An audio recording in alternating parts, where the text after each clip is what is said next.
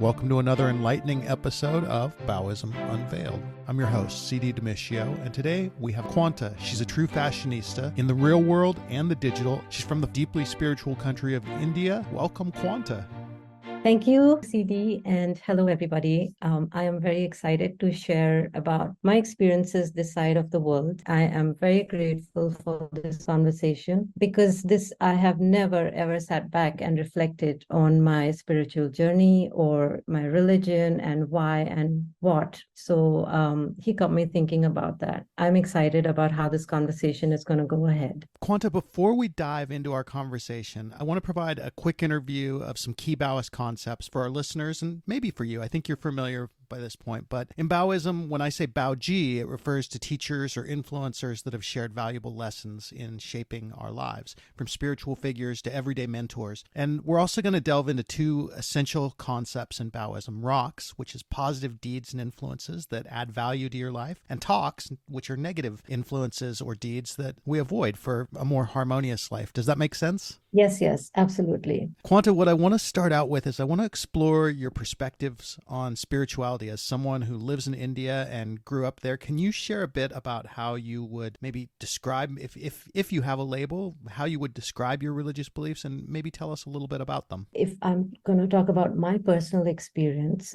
I am born in a family that observes Hinduism as our religion. Yeah, it's the religion that is believed to have 33 million gods and goddesses. So until my teens, I never really knew of that crazy number. But yes, I did know that there are about 20, 30 gods because I could see their images, I could see their idols, and each god or goddess represented something different. But my paternal grandfather, he had vested his faith in a guru. Now, I mean, when you think of the gurus from the Himalayas, that is what he was. I mean, he had this long matted hair and a loincloth and a staff, and he had this rosary. We still have that rosary, and this was many years ago. So his guru had actually, like in his meditations, this is what we've been told, that the goddess Kali had visited him. And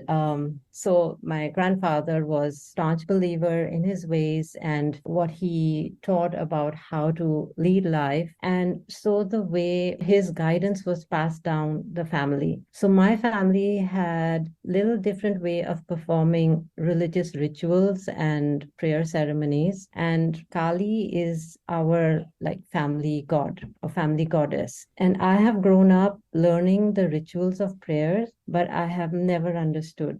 Not until now, but I didn't understand what they meant. That is like my family background, but I studied in a convent school, and there was a beautiful church that was attached to our school. And I remember, visiting the church a few times by myself. I mean, we had to go as part of certain requirements, but I remember visiting it by myself few times, but I was very nervous because I felt like I was stepping into a temple of another religion, and I didn't know whether I'm outstepping my boundaries, And I remember sitting on the pew, and it just felt so peaceful. I used to love going to the church. I loved singing the songs that, because it was part of assembly of the Holy Mother and Jesus and Christmas carols. I still don't know why, but there's something that in me that it was very peaceful. It just felt so beautiful. And I think some years later, this was late teens or early 20s, I was fascinated by Sikhism, which courtesy of mom's friend. There's no physical representation of God in Sikhism. So the Sikhs offer their salutations to the holy text, which is the Guru Granth Sahib. And this is what made me question what religion is. And it took me towards the path of spirituality. So today I understand religion that as it is a way to bring people together to propagate a conduct of life. It's taken on a completely different and very disturbing interpretation today.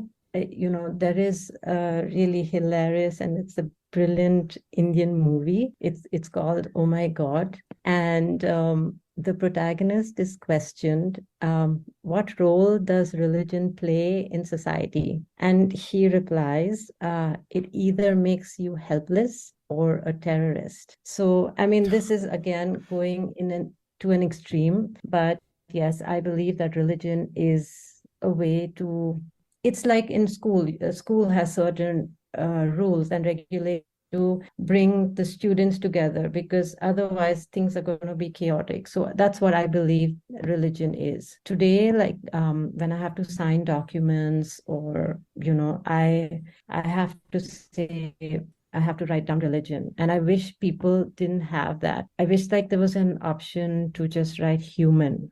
I mean, just human. And I think this classification based on religion is so archaic. Spirituality to me is your personal journey to know yourself, for self-knowledge. Yeah, I think this is like where I am today.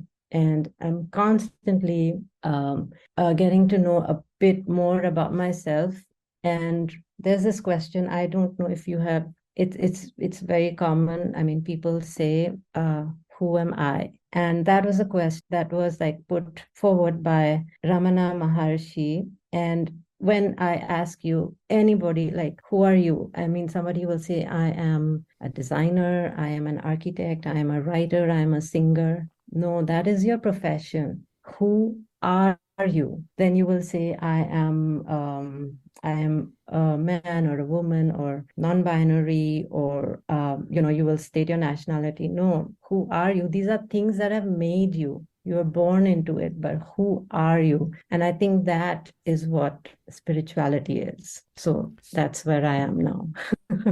Oh my God, Quanta, there is so much to unpack there. I'm hanging on your words, actually. Like I love that you're rooted in the Hindu traditions, but that, you had exposure to Christianity and also exposure to the Guru Granth Sahib and Sikhism, and then this evolution of your spirituality in this like digital age that we're living in. I love it. It's like a fascinating blend of tradition and modernity. I guess I want to know so much more. I don't exactly know which question to ask you, but I'll stick with the simple questions that we talked about. So let's move on to your Bao Ji, the teachers or influencers in your life. I wonder if you can talk about some of your Bao Ji and maybe what essential lessons that they've imparted. And before we do that though, I just want to say I agree with you. Like it's part of the reason why Baoism exists is because I got so tired of people asking. I was in the Marine Corps and I had to like have it on my dog tags what religion I was. And I actually had 4 sets of different dog tags made that had 4 different religions on them.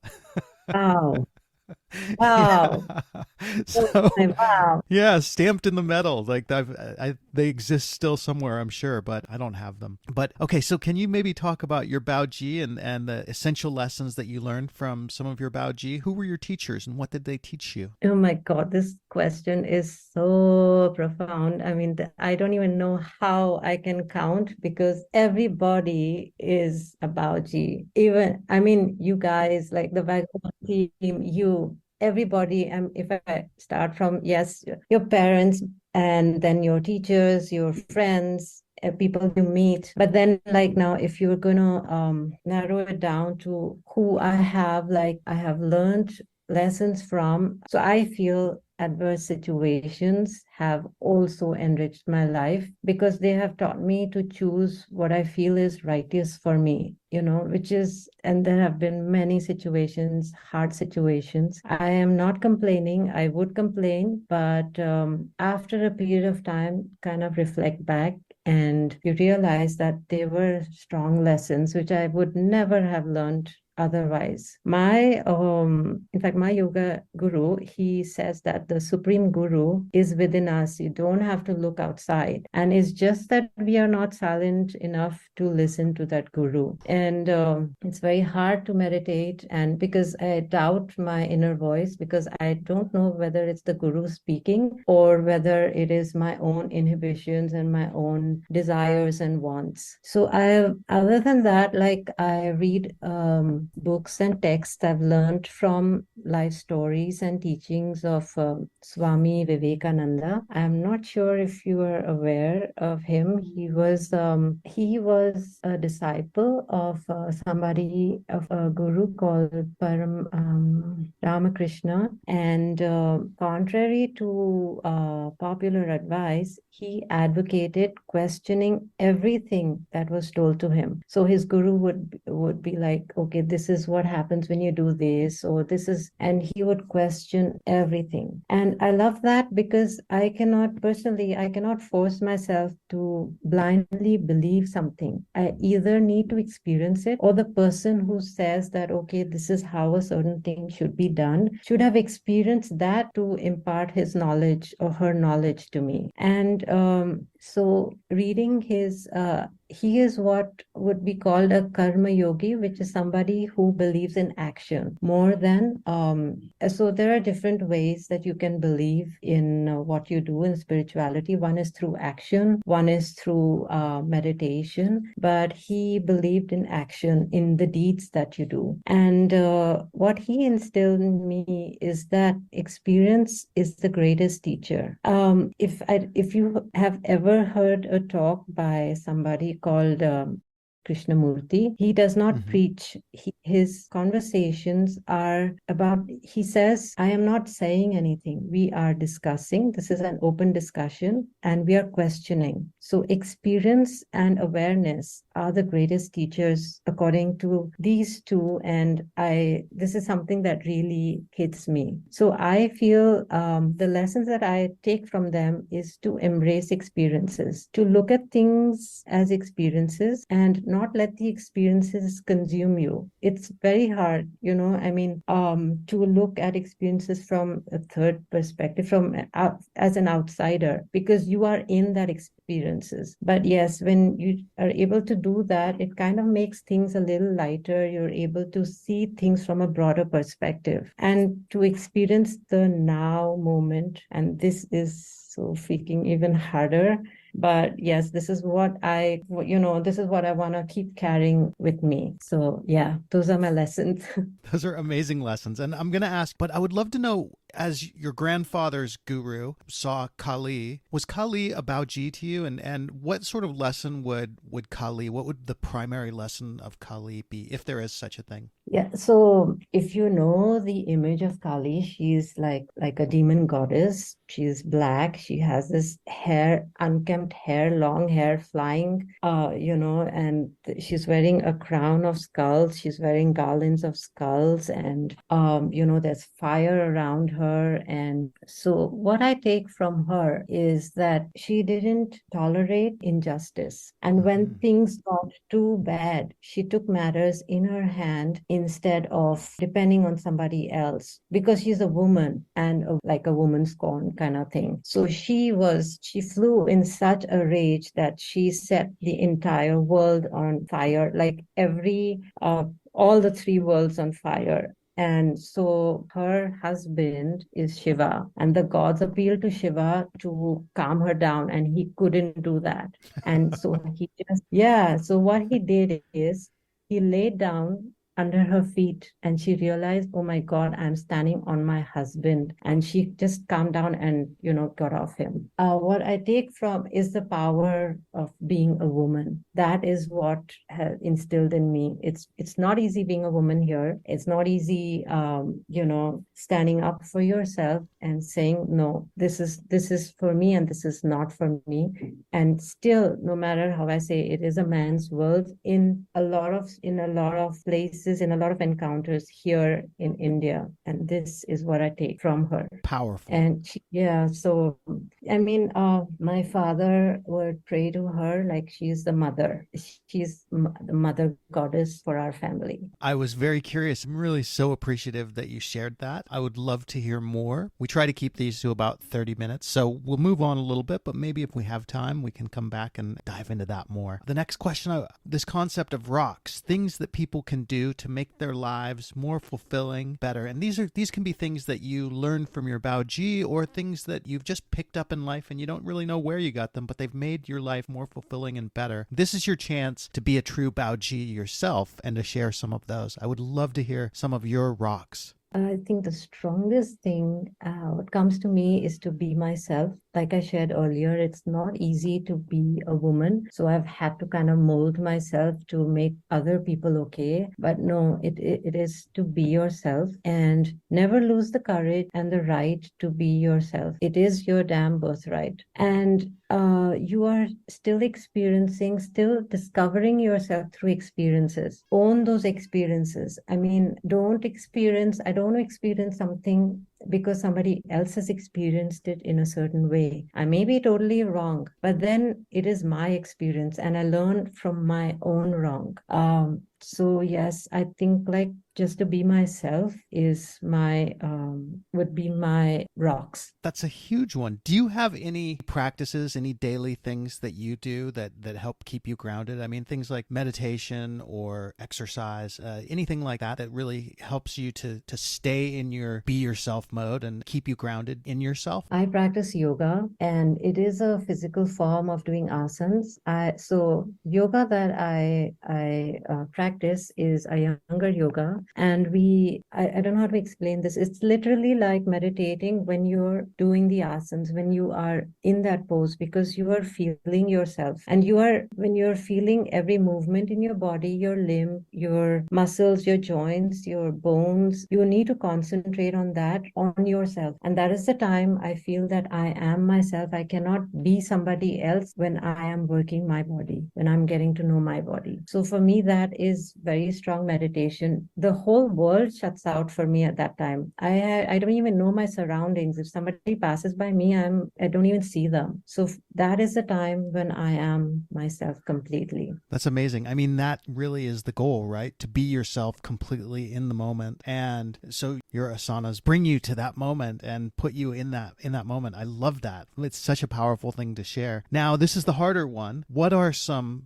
talks that you've discovered, some things that have maybe been hindrances in your path or that you've seen as hindrances in other paths? What are some things that people maybe should avoid or try not to dive into? Maybe would be a better way to say it. Some talks that maybe would make life better for people if they didn't have. The toxicity can be anything from food to what you consume for your for eating, from the mind. For the mind, body, and soul, don't take in any toxicity, and you're surrounded by it.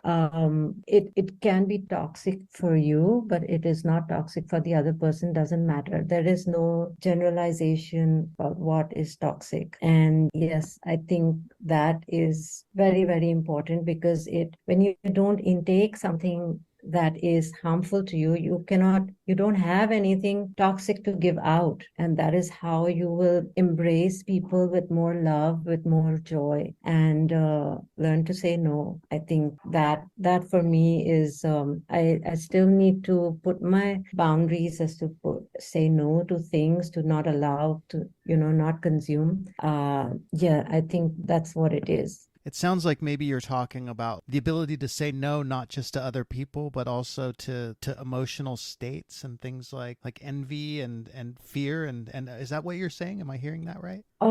You cannot say no. I mean, you cannot say no to envy, and you cannot say no to fear, but recognize that, yes, I'm feeling afraid, and then turn it into a positive emotion.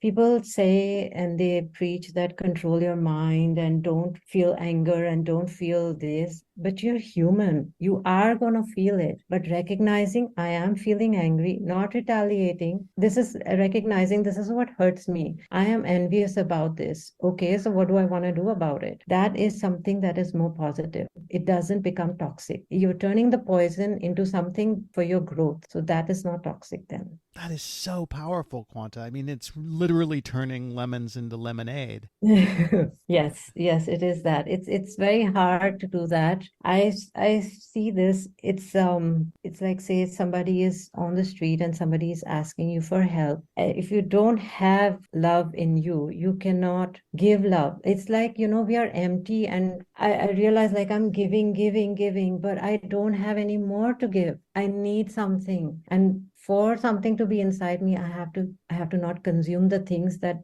are not helpful for me. I don't need those. That is what I feel. And for everybody to give out good energies, to feel good about other people, you need to feel good about yourself. And you can feel good about yourself if you don't have any toxic intake. I love that. What are some questions that I should have asked you? What are some things that you'd like to share that maybe I didn't ask and that you think would be beneficial to those listening? I think is perhaps you could ask what are people's views on what universal religion would look like. What is it?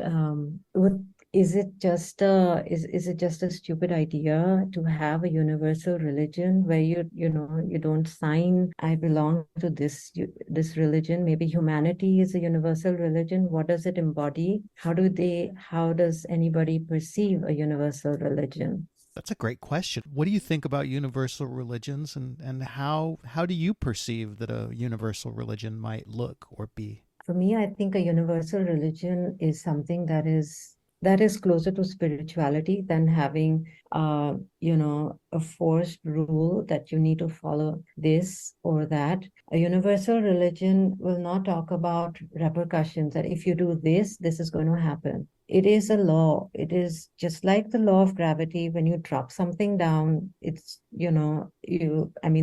it's going to fall down because of the law of gravity. If you're in space, there's no gravity, but that's because of a law. So when you do something bad or good, there is no good and bad. It is, you're just doing it, and there will be a repercussion, or there will be a retaliation of it. How, when, in what form, I don't know. So talking about the laws of spirituality, like the laws of the universe, I think that is universal religion to me. Teaching about what it is to be human, mixing spirituality and science. There is truth because these things can be proven, and if they can't be proven, it's probably because we don't have the ability to understand. This is fantastic. It's beautiful sentiments, and I'm so happy that you've shared them. I'm so happy that you shared that question to ask. We're certainly going to explore that more with future guests. Quanta, thank you so much for joining us today on Baoism Unveiled. And it's an absolute pleasure. Thank you very much, because I could share, I could talk about this. I could even talk about this to myself, so this has been a great experience. You are so welcome, and thank you. It's been an absolute pleasure. I hope we can have these kinds of conversations more. And to our listeners, if you found today's discussion intriguing and wish to explore more about Baoism, visit our official website at baoism.org. You can discover resources, articles, and details about upcoming events, holidays, things to celebrate. And don't forget to subscribe to the Baoism newsletter and our podcast, this one, at baoism.substack.com. That's BAOISM.substack.com. Stay connected as we continue unveiling the diverse facets of Baoism, and we keep featuring captivating guests like our friend Quanta. Thank you for joining us on this journey. Embrace joy, celebrate diversity, and uncover the beauty of Baoism. Be happy. Be happy.